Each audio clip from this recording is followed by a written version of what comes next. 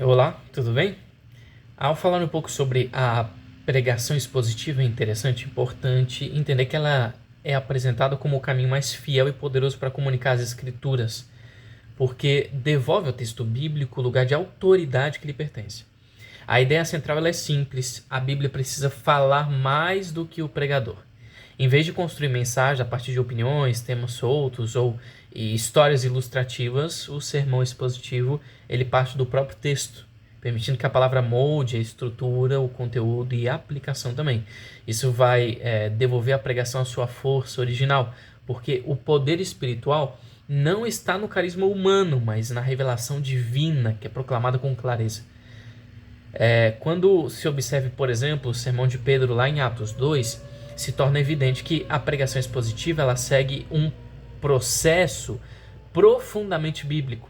O pregador então ele apresenta o texto, ele lê com clareza, ele explica o seu sentido, ele fundamenta essa explicação com outras passagens das Escrituras, ele organiza a mensagem em torno de uma verdade central e, por fim, aí ele aplica diretamente ao coração do ouvinte. Então existe todo um processo.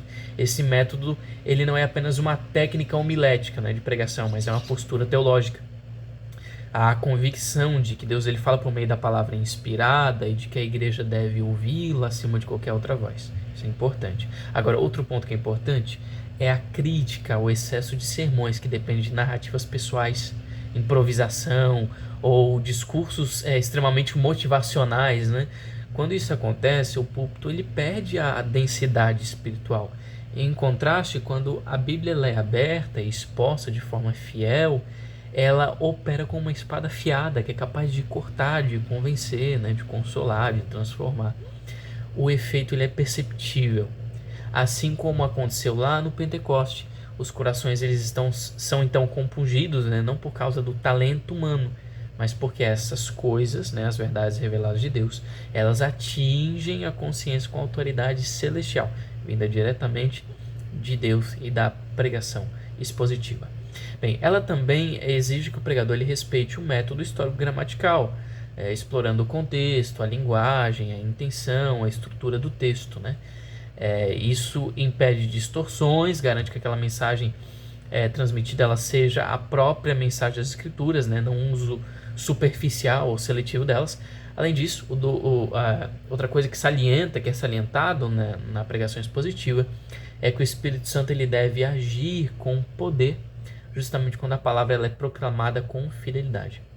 Então, o derramamento espiritual ele não acontece à margem da Escritura, ele acontece por meio dela. Por fim, então deve haver um chamado para a igreja para que ela retorne para o assim diz o Senhor, restaurar essa centralidade da Bíblia no púlpito e na vida cristã diária. Então, quando a pregação ela deixa de ser um espaço de performance e volta a ser um espaço de revelação, surge então novamente uma fé vibrante, aquilo que se espera, uma fé profunda, uma fé transformadora. A exposição às sagradas escrituras então devolve ao povo a capacidade de poder ouvir a voz de Deus, e conduz a decisões reais, fundamentadas, arrependimento sincero, uma vida renovada, exatamente como aconteceu lá no Pentecostes, descrito por Atos capítulo 2. Então, se voltar à pregação expositiva, entender que o texto ele está pronto, ele precisa apenas ser exposto para a congregação que está ali para ouvir, isso é essencial.